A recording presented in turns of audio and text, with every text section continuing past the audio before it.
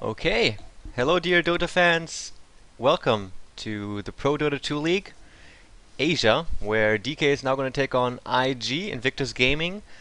The players are all in the lobby right now, and we're just waiting for the go. Chuan just said he's good to go. It's waiting for someone from DK to give their heads up as well, and then we can jump ourselves into this really epic match. I won't be doing this by myself. Oh, there's the okay, or the go from RTK, so I think we're going to go right now.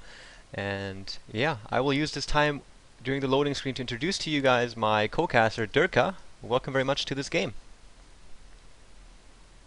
I am here. Hello. Hello. Sorry. I was just checking up the stats on this match, Cool. having a look at what's going on, and had to move my mic in front of my face because I forgot about it. But yeah, hello everyone. Good to be here. Anything interesting you'd like to share with the viewers? The fact that IG are on a 7-game losing streak in this competition. Oh, They have apparent. Oh, is that possibly a mistake in? Surely they can't have 7 games played and 7 lost. no, well, mm, Because they replaced they replaced Stars Boba in this competition, hmm. if I remember correctly. Oh, But maybe it's like a default thing then. Maybe yeah, this could be the first game actually they played or something like that. I think it is because they have come in for the second round, but I don't know, I haven't been following this competition too heavily, so I'm not entirely sure. But it does look like their website has replaced Stars Boba's name with IG, but they haven't actually changed the results because Stars Boba would have got 7 default losses, like you said. Hmm. Well, at any rate, DK against IG in Dota 1, this would be a match that would have millions and millions of views. But this is Dota 2, this is the Pro Dota 2 League. Parallel to this, there is the International 2 qualifier winners bracket final happening currently between MTW and Mouse Sports. So I guess that would be something that would interest a lot of people. But DK versus IG is something that interests me personally a lot because DK yesterday showing against Orange how freaking awesome they play and how much they've improved in the world of Dota 2 up to now.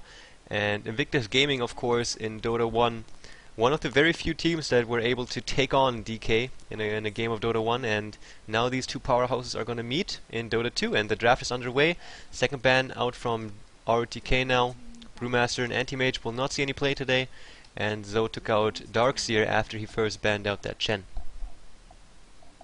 Yep, the Darkseer and Brewmaster are really big heroes in this current game. They just cause havoc because they allow a team to either go 4-1, where you have 4 heroes running around the map, protecting your main hard carry to farm, or you take the big team fights, or you turtle. They just allow a huge advantage to come out simply because of their ultimates.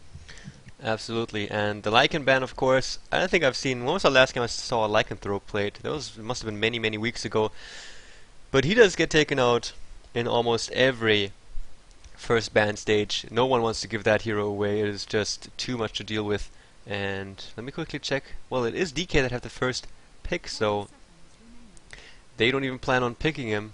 They just don't want to have that kind of hero in the pool at all. And now the last pick, last ban out from Zoe, after which the most anticipated first pick of this epic match will be made by RTK. And I'll have a sip of coffee. Yep, I'm just getting some confirmation here. The 0-7 were the old stats for Stars Boba, so this is IG's first game in this competition. Alright, thanks a lot for that.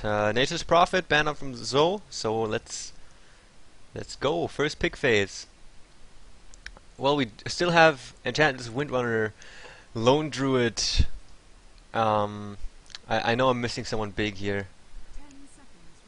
Windrunner, Lone Druid. Leshrac, yeah, Leshrac is still in the pool. He's been picked off a bunch of times. And Invoker as well. yes, thank you. That was the one. There he is. There he is. Yeah, thanks, man. So Super will most likely be playing that Invoker in the mid lane. Uh, just an awesomely strong hero. Haven't seen DK play Invoker in a very long while. not sure if they will continue to go for the crowd control Quas Vex build, where they will throw out the EMP Tornado with the downside as of late that they just have to time it a little bit better, or they think that the Exort buff was so awesome that like the DPS potential coming out of Invoker is something that they do most definitely want to make use of, on top of that global Sunstrike that gives you experience as well when you net a kill with that. Response pick number 1 from Zoe is Windrunner, so I presume Chuan will be playing that one, and my god, in Dota 1 was he a boss with that hero, so I'd be really interested to see how he plays Windrunner if he indeed gets to be on top of her. And Queen of Pain is second pick now. Yeah, we commented on this yesterday that Queen of Pain is starting to come into the limelight. Usually she was a sort of third or fourth pick, and possibly a fourth or fifth ban, depending on which team you were playing against. But more commonly, we're seeing her now picked up in the first 2 or 3 picks, simply because of her ability to blink in and nuke down heroes really quickly with her spells. And couple that with the great lane control she's got with that Shadow Strike, the slow and poison on that, able to keep almost anyone down in a lane. If she does go up against this Invoker though, it will be quite interesting to see how she levels her skills, because if he goes Quas, there won't be much point in living Shadow Strike. The blink and nuke max would be more adequate, simply to try and kill him in one go. Yeah, totally. That really relatively slow damage per second does get counteracted pretty intensely by that Quas on the Invoker. And now RTK is setting himself toward the second pick phase and already eating into his bonus time. So he's already apparently having a tough time thinking about how to best go about this, because he does want to respond to like the highly mobile and picks that Zoe just picked, and on the other hand he does want to keep his draft a little bit open, and at best also to kind of conceal what he wants to go for, if he by now knows indeed what he does want to do in the game. So And they're taking their time here, getting deep into bonus time. Like you said, trying to figure out exactly what ID want here, because they've kept their picks quite open, and as you said, very mobile. Windrunner with that shackle, able to bring down 2 guys in a team fight if landed correctly. The Windrun allowing her to run around, possibly jump off of this bot lane, come into mid for a gank, or try and safeguard the rune. And here we pick up Earthshaker and Morphling for DK. Very, very common picks for them. So most likely we're going to see... Well, we're going to see Burning on Morphling. But who goes on the Earthshaker and Invoker?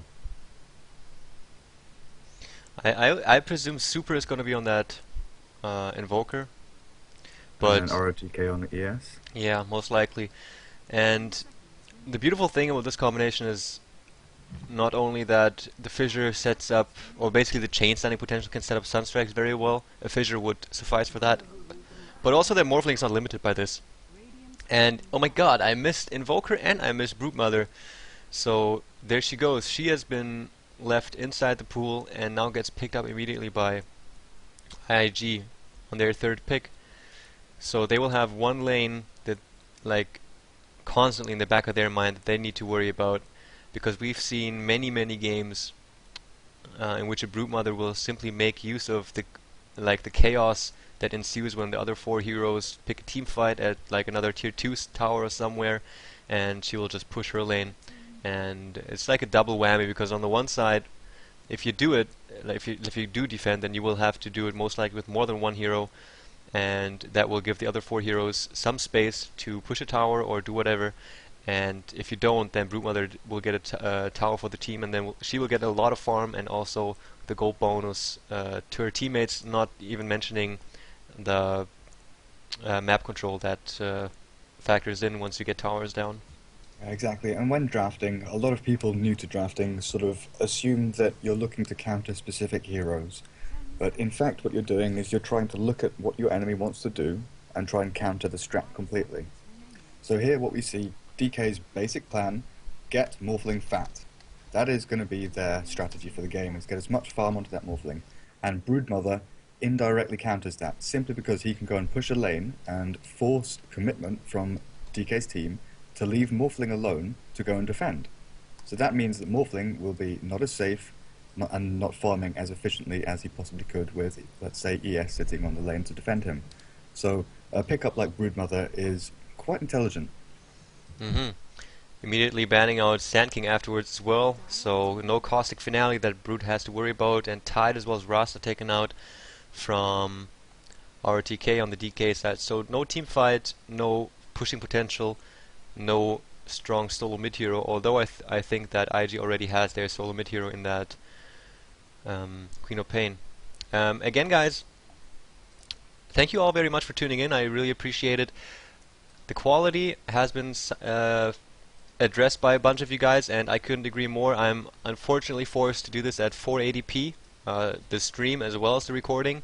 It's suboptimal, and I wish I could do anything about it, but it will have to take. I will need 1 week or 2 weeks to upgrade my computer hardware, so I can get that all handled. I could stream at 720p, but that will ensue in some spikes during team fights, and it's especially team fights where you want to have it lag free and you want to be able to understand everything perfectly.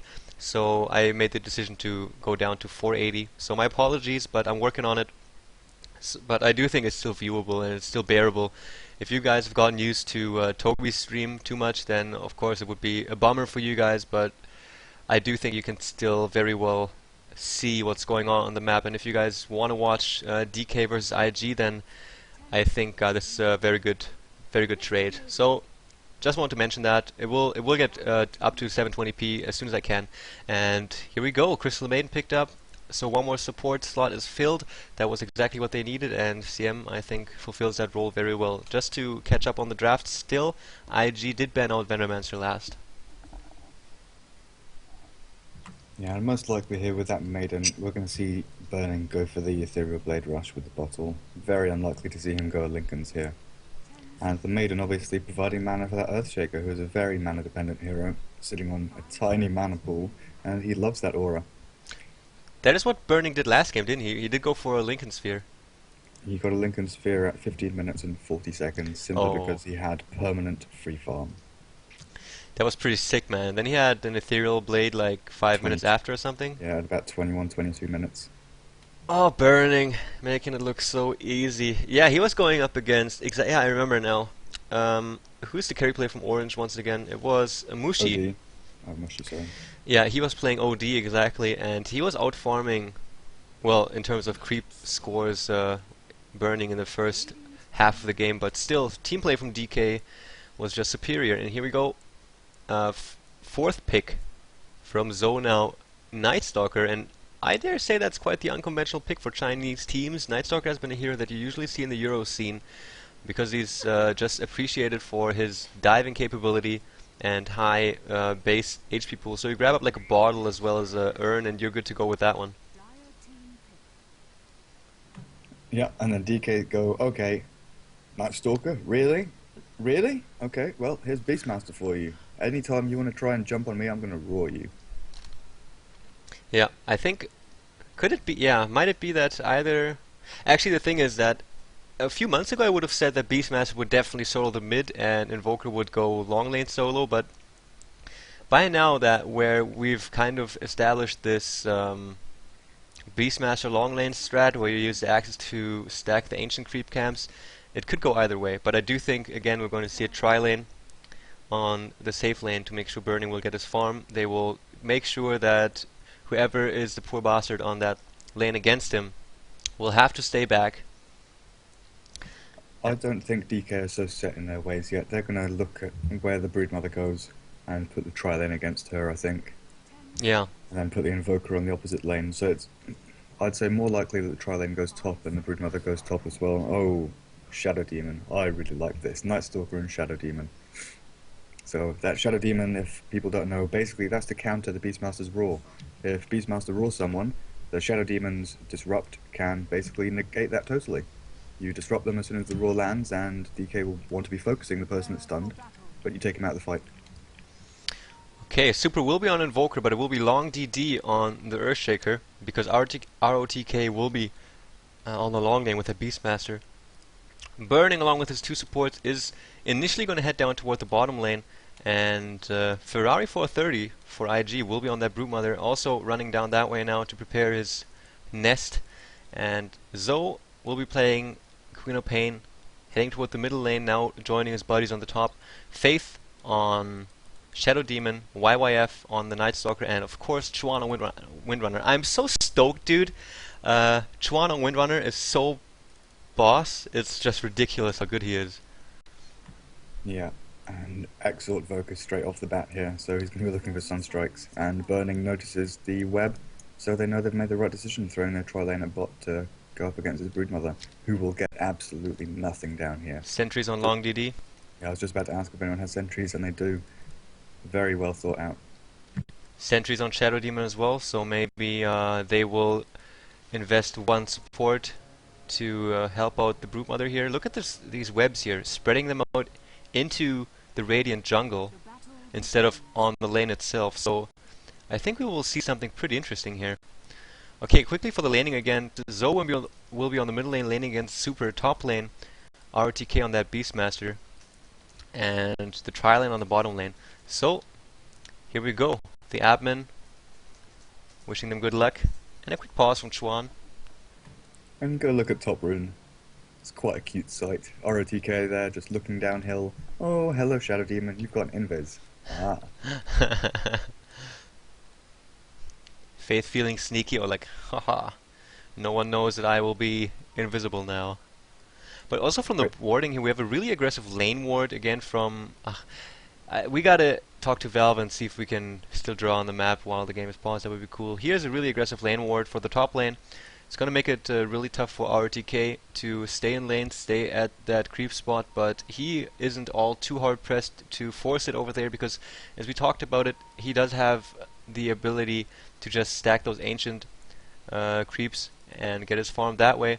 And also one ward here on the high ground toward the middle from the Dire will give vision of the high ground on the other side of the river as well as the rune. So this will help out the Queen of Pain to lane against Invoker and also be able to attack uphill without having creeps up there to provide sight because the ward does that for her. And the Radiant only have one ward placed up to now and is just checking out the entrance into their jungle as well as the bottom rune spot. Second ward now placed, also an aggressive ward lane. They were saying Ferrari 430 couldn't see his hero clearly, then he disconnected and reconnected, and now he's walking... Oh no, he's going to block the creeps, okay. I was wondering what he was doing walking all the way back there, but he's obviously spotted the sentry wards on that ES, and he wants to keep the lane as close to his tower as possible. Here we go, Burning goes to work, only one lasted, so he missed one lasted, he missed the very first last that he attempted. That must be a sign, man. Burning will only get 5 creep kills per minute in this game. I bet he's like the type of guy that gets pissed off if he doesn't have a Linken's by like... If he gets a Linken's by like 22 minutes and he's like really mad at himself.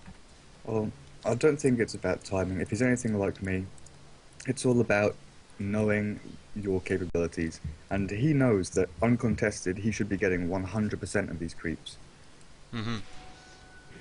Faith now picks up the invisibility rune, and RTK wasn't there to spot this one out, so he will be able to move freely into Super. Doesn't have an escape mechanism, only level 2 now, does have the Sunstrike. Here we go. A nice auto attack out of the invisibility, then the disruption to maximize the damage, and Super knows he's dead. Tries to do a lot of damage with that Sunstrike before he goes down, and first blood goes to Zoe. And that's the problem with going Exalt first. We don't have any health regen whatsoever. Mm-hmm. He does, however, have that Sunstrike up now, so we may see some form of engagement on bottom lane, but Ferrari 430 playing extremely safely here, looking down into the river, staying as far back as he can. I was going to say I can't see the webs, but he's moved them. Here we go, Zono picked up his bottle, balls up this illusion rune that his buddy Faith spotted out for him. Now RTK was forced already back out of his lane. For some reason he was all the way back at base. Didn't use any of his consumables, so maybe he got harassed so low that he just had to back out. Entirely possible. It looks like a complete free lane up here. If we take a quick look at the Night Stalker's creep stats, what do we have? 11 for 3, on Morphling 15 for 11, on Super 10 for 1. He's doing really well at that mid lane, with the Queen of Pain sitting at 6 for 3. Oh wow. That is the power of the Exalt Invoker. Not bad. And that's probably why the SD came mid to gank, simply because there's a free lane top, and The Queen of Pain's getting held down by this Invoker. Faith now moving in toward the top lane, coming out of the river right now. RTK here, way out of position. Is Chuan following? Yep, here comes a disruption. Chuan getting himself into position for a shackle shot. Doesn't latch though. The angle wasn't just perfect. YYF, 5 more seconds for the cooldown, but the auto attacks will be enough. Chuan gets the kill on Beastmatch. So 2 for nothing for IG's first game in the ProDota 2 League against one of the arguably strongest teams out there in DK.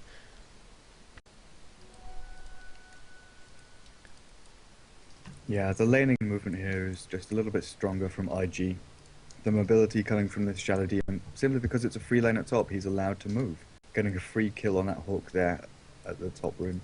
But he's allowed to move and gank this middle lane, giving IG the mobility they need. The Queen of Pain can blink around, they can jump on this Invoker, and that's exactly why ROTK has thought, okay, top lane I can't do anything. I can do absolutely nothing. I'm going to go into the forest and try and get up some XP, and possibly go and stack the Ancients a little bit later. We see Long DD actually stacking creeps here.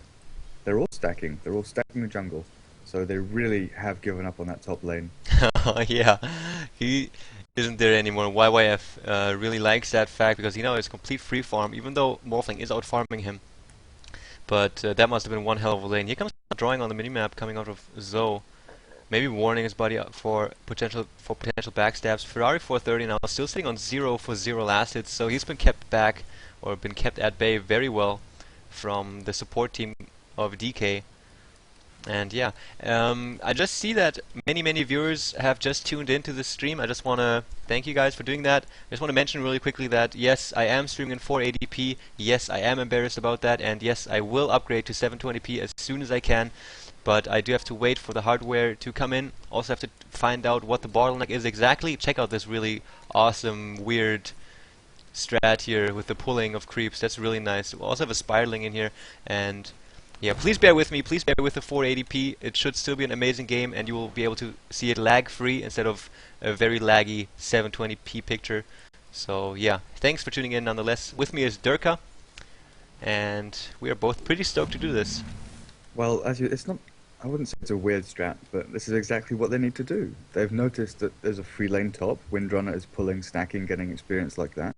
Nightstalker's got the lane to himself. Shadow Demon's acting as the buffer between top and mid, just ganking, moving around, keeping the rune control, making sure nothing else is going on. So they really do need to stack and pull all these creep camps to try and get every tiny little bit of golden experience they can on these support heroes, because they will start lagging behind. They're not picking up any kills on this Broodmother simply because she's sitting so far back, forcing her to have 0 experience. But they do need to find some form of income, and the only way they can do it is in that forest. Nighttime now hits, and immediately... Oh, I was thinking the YOF was immediately going to dive here. Let's see if we can quickly do a check of the last as well as the items. Now YOF, yeah, moving aggressively. He does know that now he has the absolute advantage over RTK, can dive him anytime. Here we go, here comes the dive, here comes the Void. Just keeping him at bay. Chuan also is there to help him out. No ulti at level 6 from Nightstalker though, which is quite interesting. He's gone for 3-1-2 at level 6. Usually we see that ulti come out. Oh, Zoe moving in on the bottom side here. Spots out a stack creep camp. Will get himself some of that. And moves back toward the middle lane. 3 heroes from IG now converging onto Super. But Zippo's there, also with an invisibility rune. Zippo can't do anything, poor little maiden. Nightstalker's going to dive in here and Super will die. And Zippo, that invisibility is about to run out. He may die as well. He's got to choose a really Here comes the smart path to disruption. get out of here. There's the soul catcher. Here's the silence. There's the nuke and the ultimate even used. 2 more auto attacks would have done the job. Zippo does pull out, and down he goes. He may have been able to get away if he just ran, but for some reason he wanted to cast that frostbite. There was no chance of picking up a kill or doing any form of major damage to the heroes. The smartest move would have been just to run, let the Invoker fall. Oh, Ferrari 430 here is in trouble and does go down. Sentry Ward sparred that out. Really good teamwork here from Morphling and Earthshaker. Top lane, power shot on RTK, silence on him as well, and auto attack from Nightstalker. YYF gets the last hit. 5 for 1 in a Chinese game at 7 minutes in. This is really crazy. Some good roaming coming out of Shadow Demon for sure, and some very good lane control coming out of DK on the bottom side, because as we see, Ferrari only has 1 last hit after 7 minutes, and this will be very noticeable once mid-game comes, because Broodmother will be hard-pressed for that farm. I'm not so sure about that because in a couple of minutes, well, Here we go. Here comes the triple nuke, and the wow, Morphling Masters get to kill Fissure, Waveform into Sunstrike, Auto Attack, Dead Spider. Okay, I was going to say in a couple of minutes, but more likely now. Ferrari's going to say, guys, I can't do anything bottom lane, I'm swapping lanes, I'm going top, and he'll start farming and pushing top lane. The Morphling will continue to free farm, but the Night Stalker and Shadow Demon will probably rotate back down. And yep, that's exactly what we see. The Night Stalker is rotating down with the Queen of Pain, but Ferrari's following them. I'm not too sure why they're giving this Windrunner permanent free farm on top for now, when they could be giving it to the Broodmother, who desperately needs those levels. Very good call, man. Here we go. Zoe will find herself a Beastmaster in the jungle here. Slow is out on Beastmaster as well, but long DD, very nice positioning here. But YYF on Nightstalker also moving in now. He is going for that Beastmaster, he's trying to get away. Here comes the nuke, and down he goes. Well, Zoe has to blink himself out. It's still farming, my goodness. YYF will now find himself Crystal Maiden and a very easy target. Frostbite on him as well. And here we go, one more last hit. Burning also has to back out now. There's 3 heroes from IG side, and Long DD in big trouble here. Has to fissure out, but still, the nuke from YYF gets the last hit. So 8 for 2, double kill on Nightstalker. A very beautiful early game for IG thus far. Yeah, there's the rotation down to bot lane, and Ferrari go top, maybe? You've got a TP, mate, come on. It's a free lane for you. Let your teammates push this bottom tower, let them take down the Morphling, possibly. You go top and farm. Don't waste it. No, it seems like they're content to stay down here, which is quite interesting.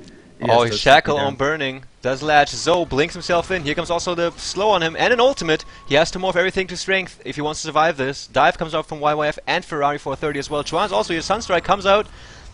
I don't think it hit. Long DD also gets shackled here. Morphling as well as Earthshaker do go down. So IG displaying some really strong aggression in the early game here. All 5 heroes on the bottom, and they will get themselves a tier 1 tower on top of those 2 kills. Really huge underestimation there from DK about the diving potential of these heroes. With the Night Stalker just running in behind the tower, then Queen of Pain blinks over the top of him, just dodging all the tower aggro. They can't do anything. I mean, they didn't really need every single hero down there to take down the Morphling and ES. Which is why I'm saying this farm at top is completely wasted. ROTK is now given the free lane to him. He's almost level 6 now. What are we seeing on Broodmother? Just hit level 5. If he had gone top and farmed up top, he would have stopped the Beastmaster. He'd maybe get the top tower because everyone is committing to this middle and bottom lane. Man, this is such a good game up to now. IG now farming the enemy jungle a little bit. Going at mid. Thank you. Yeah, he is sitting just outside tower, true side range. And Zippo is here though. Sneaky guy. But he does know he's surrounded by 2 further heroes. Here comes Faith giving him some vision. Disruption on Crystal Maiden immediately, and she's super dead. Sunstrike flies out, hits on Zoe, but he is able to blink out right after. That could have been a kill on Queen of Pain there. Very nice blink out though. If that cold snap proc had happened, I don't know, 0.2, 0.3 seconds later, the Sunstrike would have landed. And Burning on the bottom lane is not given any space to farm this. Long DD has to show up from his little hiding spot and make sure he can survive. Burning, chasing down Zoe and getting the kill. Really nice work here. YYF just slowing him down a little bit. Eats a frostbite immediately though. Where's the fissure? 2 more seconds on the cooldown. 430 also nuking him down. Long DD looking for the good fissure. And Super, as well as Beastmaster on the chase. Beastmaster is on level 5 though, so no reliable stun here. Oh, that's so unfortunate. If that Hawk had been about 200 or 300 range further south of where it was, they would have spotted out that Broodmother and gone on her. Night Stalker proving to be too quick in the night time. Yeah, Chuan. If they had changed focus, yeah, it's a very possible pick up a Broodmother kill. Chuan here on the top lane, still farming away. Quickly do an item check. Burning, interestingly enough, is going to go for a Lincoln Sphere once more by the looks of it. RTK has barely anything, just some consumables, a branch, and a shield. Zippo has nothing, and Long DD managed to pick up some boosts, and Super has the phase boots up. And 600 gold. Does he have anything in his stash? No, he doesn't. So, wow, that's one poor Invoker, judging, like, especially considering that he has had the middle lane during the early game. Quickly check IG side of items. Bottles on Nightstalker as well as Queen of Pain. 2 mana boots on Shadow Demon as well as Windrunner, so very nice for pushing and sustaining those pushes. And Broodmother just managed to pick up a Soul Ring. And we'll see what Nightstalker as well as Queen of Pain will go for after their power treads, which they have also completed up to now. Yeah, I'm not entirely sure about this stubbornness here. Ferrari 430 doesn't want to leave the bottom lane. Yeah. We're probably going to say this, probably going to see this for the duration of the entire game, that he will stay bottom, force fights on the other lanes with the other heroes, such as Night Stalker diving behind towers, force TPs out, and then he'll be looking to push towers down. Oh, burning. Sitting on. This will be his 80th last hit at 13 minutes. There he goes. Yeah, as you can see, he's desperate to get up to some item now. Going for that Lincoln's. And he's going to skip out Treads, skip out the Ring of Aquila, skip out even Basilius. Just pick up that magic wand and go straight for the Lincoln's. And he's now 1k away from that. Tower deny on the top lane. Windrunner Chuan will go for a mech. Zippo being harassed by a little spider here, doesn't even care, just keeps on running. Now turns around on the high ground to fight. Look at this, even has to use Frostbite and auto attacks to take on those spiderlings from Ferrari. And as you said, stubbornness is the correct way to describe it. He just does not want to leave. He's just staying on this very dangerous lane. Is that a Medallion of Courage up on... Yeah, Beastmaster has that now. So that's going to be a nice foresting experience for him. He's going to pick up a regen rune on bot, but that's going to get denied by those spiderlings instantly. Oh no, he does manage to regen all of his mana back up after casting his Hawk. And top lane, we're going to see pressure on the tier 2. Perhaps they just want to make sure Chuan will get some levels, so they have a level 4 Shackle and Power Shot, and also that she will be able to get a really quick mech up. She is now sending to herself at least the 2 components. Yeah, here comes the headdress as well as the buckler, and she is only 600 gold away from the mech. Yeah, they're using this brood not as a carry or any form of... I don't know how to explain it, there's no word. But they're not using him as a hero, really. They're just using him to sit at bottom lane and piss people off, make sure that people have to commit, so they can take fights elsewhere. They're not really using him. IG smoke. I just don't know. He's just literally going to sit on his bottom lane for the whole game pushing. Faith going to initiate now. Does get smoke gets dispelled and just out of range. Just being a little bit hesitant in using his demonic purge, because that purge does have a really large range. Larger than his disruption. It's really nice to initiate on a target that's moving away, but perhaps IG just didn't want to commit into a situation that they knew so little about. Oh, Burning, why did you have to buy a TP scroll? I guess he's a little bit worried about where the enemy is. But they're all sitting around as tier 1 at mid. He did have enough money for that. Oh, well, he had money for his Lincoln. Shackle on Long DD as well as the little Crystal Maiden. Very nice blinking from Zippo. Throws out his ultimate, gets this defensively disrupted immediately. RTK in a little bit of trouble, so is Faith, though. And now he goes down, and so does Invoker. So 2-for-1 trade thus far. YYF and Burning is also in the middle now. But that seems to be the end of this very, very, very fast engagement and explosive engagement. Yeah, it was an excellent ulti there from the Queen of Pain, going over the top of 2 or 3 heroes, damaging them greatly. Then he blinked over the back onto the high ground, took down that Beastmaster, and then he had a free route to escape. But where's Burning's? There he is, he's got his Lincolns, yep. He had that around 15 minutes and 40 seconds, almost the exact same timing as he had it last game. Oh so man. His farm. And that's even with a lot of pressure on him on his bottom lane. His tier 1 tower fell quite quickly, he got ganked quite a few times by 3 or 4 heroes. Yet still, 15 and a half minute Lincolns. This guy is sick. This guy is seriously sick. And that was a really explosive engagement, because Chuan just landed a Shackle, and they used that chance immediately. Queen of Pain blinking herself right in front of those 2 shackled heroes, and using the stun duration to throw her ultimate through them. And I think she was the one that died in that. No, it was the Shadow Demon that died. It was Faith that went down. She survived that, and 2 heroes from DK went down. So IG getting good trades. Sunstrike here. Burning is also there.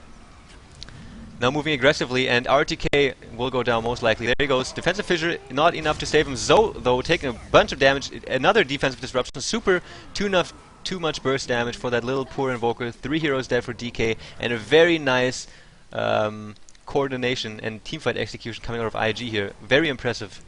Yeah, we can see the power of disruption there as a defensive spell.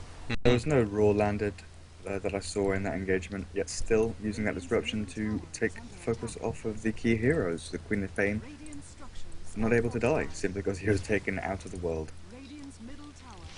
Alright, tier 1. in middle goes down. Tier 2 at bottom, forcing Burning to go there and defend. Aggressive ward on the high ground here placed. IG is getting serious, man.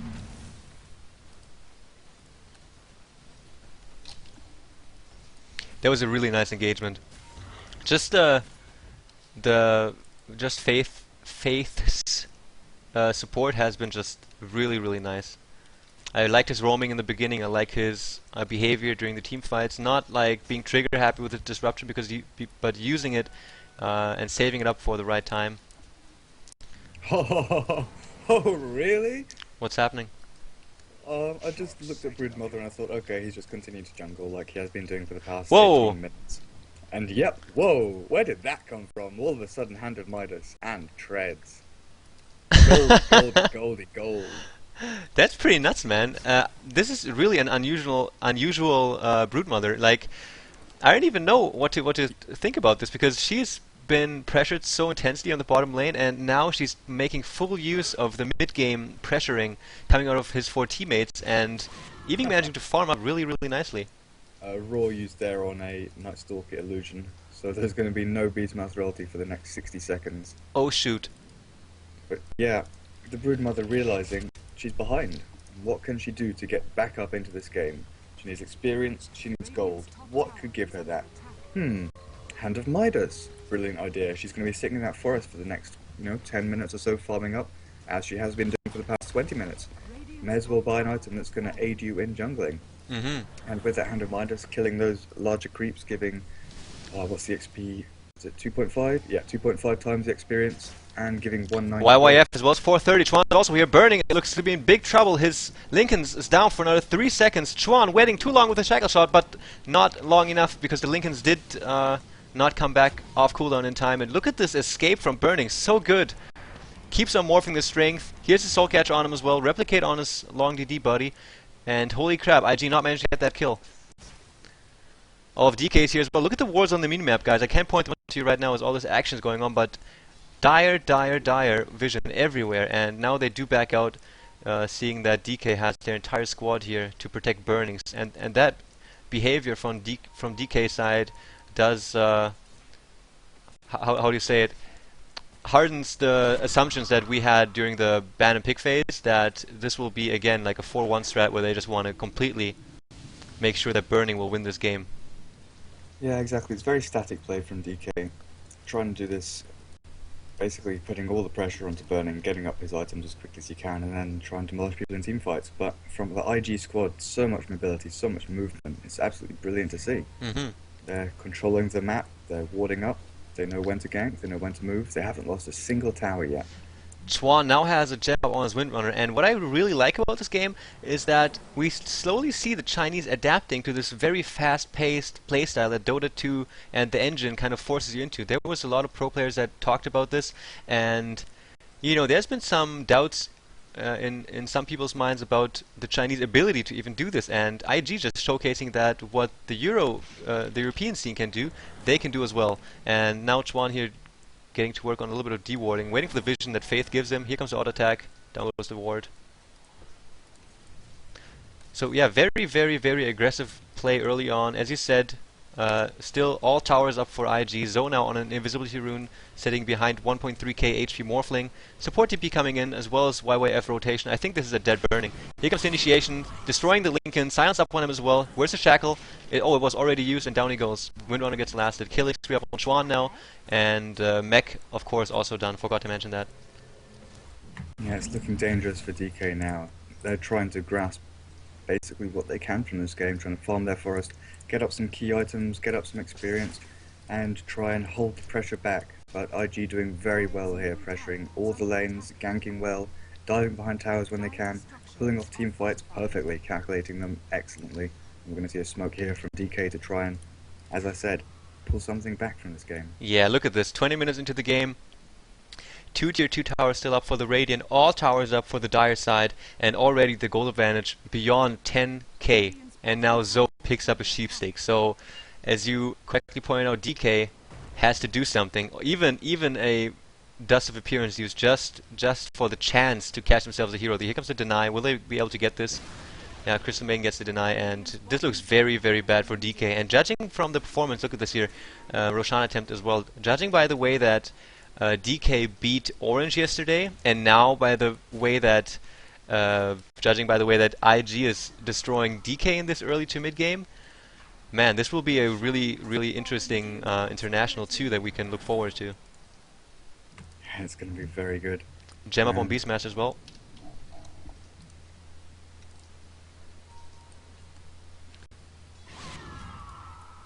Oh man. Yeah, again, now 700 people tuning in. Thanks. I feel really, really honored by that. Durka and I will continue to stream, and sorry about the quality. I mentioned this before, but now I will mention it again since more and more people are coming in. Yes, it's a 480p stream. It sucks, and I do want to upgrade to 720, and I will do it as soon as I can. Just give me like 1 or 2 weeks to get the hardware in, and then this will be a thing of the past. But IG versus DK, even in 480p, this is still a freaking awesome game this far. Yeah, an excellent game.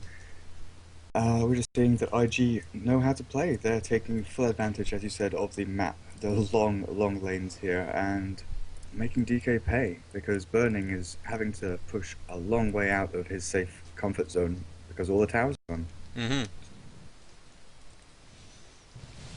Burning still, though, showcasing what a freaking legendary player here is. 185 last hits in 25 minutes, and that with the pressure that IG has been applying to him. They've been trying to do everything to keep his farm down, and he is having none of it. Already a Ghost Scepter up on him, as well as 1.1k gold, and Brute Mother Ferrari 430, as you already suggested, looks relatively unimpressed by the pressure and depriving of farm that she had to endure in the early game. Already Hannah Midas and 3.4k gold on her, on top of her power dreads.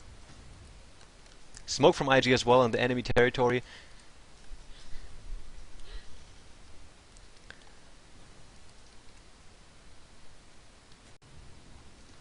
Another really aggressive lane ward here. Not a lane ward, really aggressive territory ward that will spot out any kind of movement into the jungle from the Radiant side. Some dewarding happening as well. Interestingly enough that they didn't deward this one here. Apparently Zoe wasn't there to provide the true side vision. If you just look at the minimap though, DK is getting choked. 54 last hits on RTK, 24 on Crystal Maiden, 26 on Long DD, Burning close to 200 now, still the highest formed hero on the entire map. That speaks volumes of what a caliber player he is. Super, 119. Burning here gets... Well, what a nice escape. Sent a replicate down into his own forest. And as soon as he gets jumped, he waveforms and then replicates himself back. Really nice. Yeah, running them around the map. They want to go and try and gank him, keep his gold down. But running circles around them, that's what Burning does. It's so awesome, man. This movement coming out of him is just so interesting. He's not to be stopped. Look at this. He's just farming and farming and farming, and he cannot be stopped. It's ridiculous.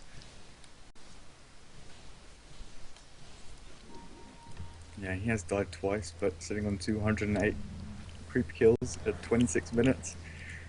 Pretty amazing stuff. Running around with the clarity as well, just wanting to keep his mana as high as possible because he will be farming with that waveform as often as he can, hitting down creeps until they're low enough that he can waveform the whole wave. Mid tier 2 now. IG don't have enough control of the map yet in their opinion. YYF now already sitting on a BKB as well as a Vlad's. Chuan, did he have anything? Yeah, he did complete a 4-staff on top of his other 2 items he just had. Urn of Shadows up on Shadow Demon, Queen of Pain, still has that Sheep Stick and the Aegis. So he will be looking to be really aggressive in the coming team fight. And tier 2 tower goes down uncontested to IG. So all outer towers are down for DK and all outer towers are up for IG. What items do we have on Broodmother? What did Initiation on RTK in the middle lane. Zoe gets 4-staffed back though, and immediately IG pulls back. They know they have the absolute advantage and they don't need to overextend now. Or to risk overextension. Ferrari still being happy in the Radiant jungle. Already has a BKB up. Handomitis coming off cooldown right now, so he looks really happy inside of his own webster. Burning now, attempting to pressure. Really nice move from YYF here. Burning looks to be in a bit of trouble. Doesn't have a replicate up. Even ultimate used here now, and Burning will most likely go down. He morphs and gives himself some more time with the Ghost Scepter. Now comes the waveform. Here's a shackle shot though. Really good stun, and oh man, so sad to see this guy go down. But that's the power of Nightstalker, Queen of Pain, and Windrunner, all picked simply to hold this Morphling down. Disable him, silence him, nuke him, and he will fall. Man, poor guy. He's did everything right in escaping there, but also IG did everything right. Very nice move here from Nightstalker, using the silence to dispel Lincoln's. Oh, Ferrari gets himself a kill on Crystal Maiden. A double kill, Urshek as well as Crystal Maiden on the bottom lane. Excuse me, I missed both. I missed the first kill, caught the end of the second one, and now here Zoe does go down. Aegis will bring him back in 2 seconds, so Super now uses the chance to TP out an RTK. Yeah, does go down. But it seems like Beastmaster managed, yeah, he managed to put down the gem and destroy it before he went down.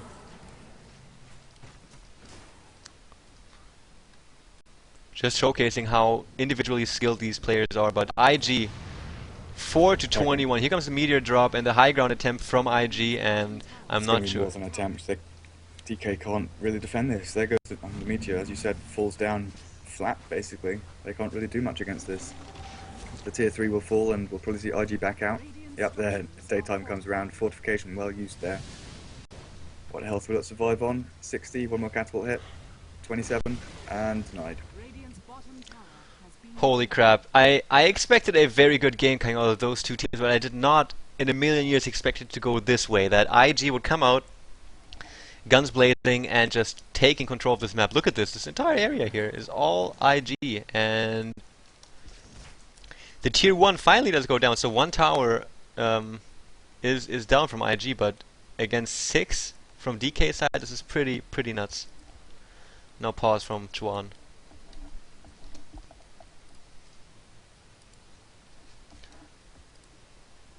Lagging badly. Wow, guys, I have more than Dirk and I have more than 1,000 viewers. Holy crap. Thanks a lot, guys. Thanks a bunch for tuning in and watching this 480p stream.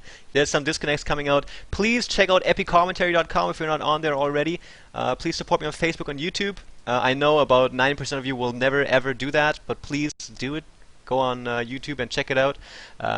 Also, support Durka, my co-commentator, please. Facebook, Twitter, and Twitch. Just look for Durka Dota.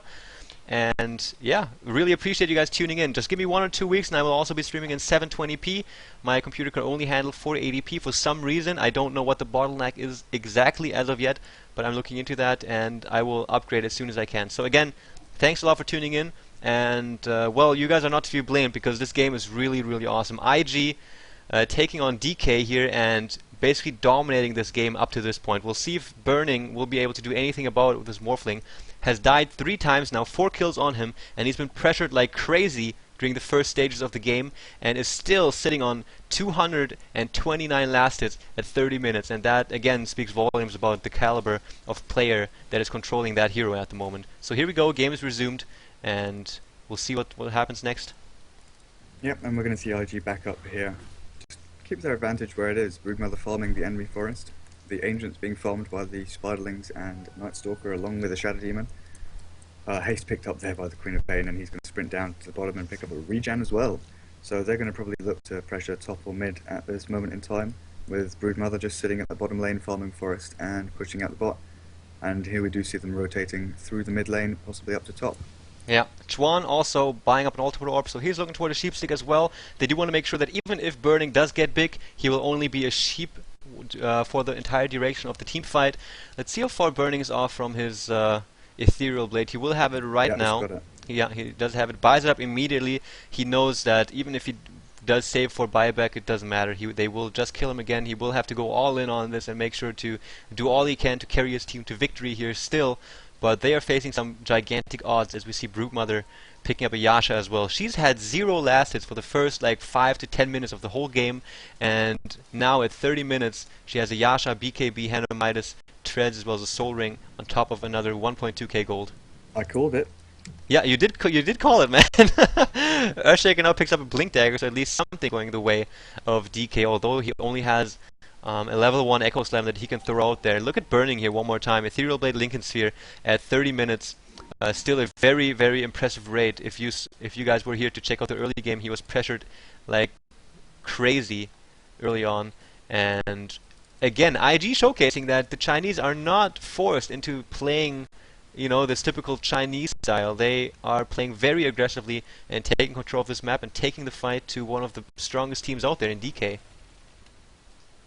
Yeah, DK have come out here in the past couple of weeks and showed how strong they can be, defeating AL, defeating European teams as though it were nothing, showing that. Oh, here comes a jump on Zoe. Initiation, really nice fissure. Chain stun goes out, and this burst damage just too much. Even the shotgun combo from Morphling does get the last hit. So very nice. Queen of Pain not able to make use of that freshly bought BKB.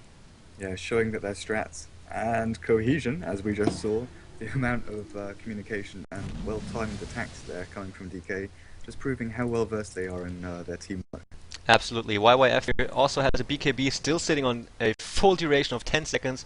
Chuan just still the ultimate orb as well as the cloak. Does want some extra spell resistance on his hero, and with the mech as well as the force staff and the ultimate orb, he will be able to contribute a lot to those team fights.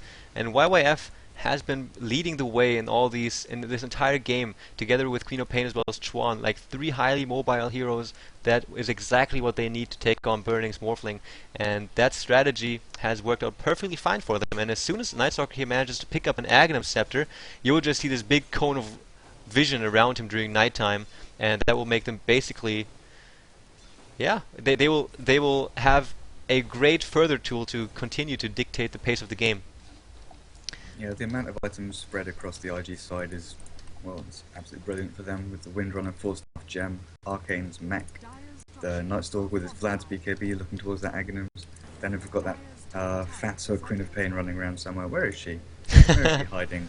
Yep, Sleight of Vice, and she's got a BKB of her own, and some Observer Wards coming in here. Just want to keep up that pressure. Her Observer Wards have all expired, so they do want to keep that vision up on the map. They have the advantage, and they don't want DK to claw any of it back. The XP graphs, it's 20,000 in the favour of the Dire there, quite expected, and the gold graph as well reflecting that. Although we do see a little bit of a plateau there on the gold graph simply because of burning. I'm going to say that it's simply because of burning, keeping that gold up. Oh, it actually rises. So the gold advantage for the Dire is actually diminishing there slightly. DK showing the power they have to try and upset the balance and keep gold income their way. The interesting thing is that we think it's like a good thing that we're like, oh, look at that, the gold graph is plateauing at around 15k the favor for the Dire. That is something that goes the way of DK. Now they get themselves a tier 1 tower, but only because IG is busy getting their second Roshan. Who do you think will the Aegis will most likely go on YYF here?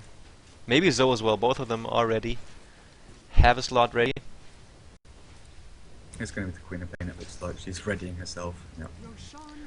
There she goes. And DK also perfectly knew that they would go for a Roshan, because the Chinese, well, any pro team have to time when Roshan goes back up, so they knew this, and they also planned out to not contest and make the most of it, and they did. Took 2 towers on the top lane and getting some much needed farm on all of their heroes. What's that signal coming from? Oh look, they want to go and attack that way. They're going to smoke up. Here we go, that's a Chinese equivalent of a tactical penis from Europe, and they do want to... Korea, but it's being sent back and forwards and back and forwards. They don't want to group up and smoke because Chuan going top to defend up against this Morphling who is constantly free farming, but he'll replicate away most likely. Does he have a replicate set up? Nope, he doesn't, so he's going to have to walk back or TP down. What a ballsy maneuver from him. Well, there's no outer towers left, so if you wanted to TP somewhere, it's going to be back to base. Do that. And again, this seems to be the burning build. He just goes for Lincolns into Ethereal Blade, and then he will attempt that Ayascari.